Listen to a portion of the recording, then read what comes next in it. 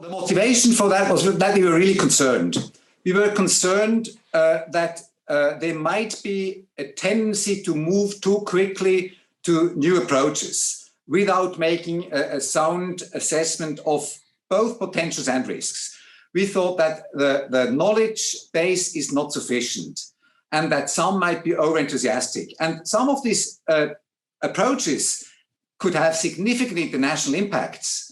And when international impacts and negative international impacts, not only the positive side of perhaps slowing down global warming, because also have very significant negative international impacts. And there's always a risk that these externalities, if they are not transparent, that they are overseen or neglected or perhaps even purposely overseen.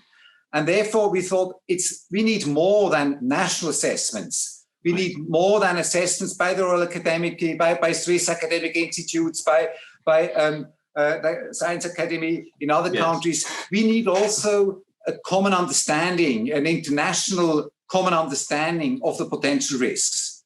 That's the only way forward in order to create a certain assurance that it would be difficult to start to employ technologies that could lead to many negative consequences.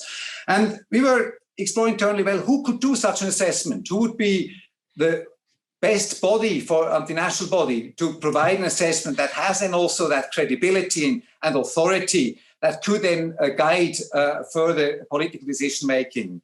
And we have realized that within the UN system, you have many bodies with a lot of scientific expertise, IPCC, EPES, there are many institutions like that. But all these institutions, they have a special angle to look at certain issues. IPCC look at issues from a climate change perspective, EPES from a biodiversity perspective.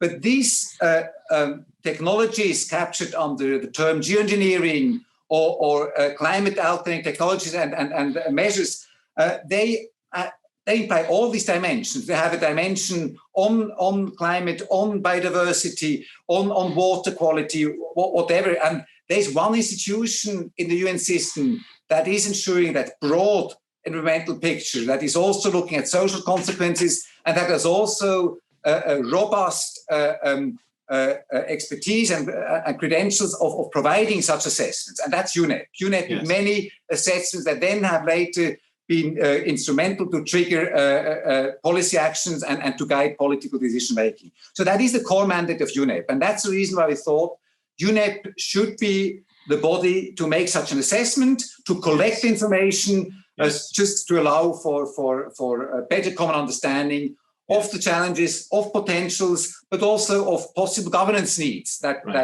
such technologies might need.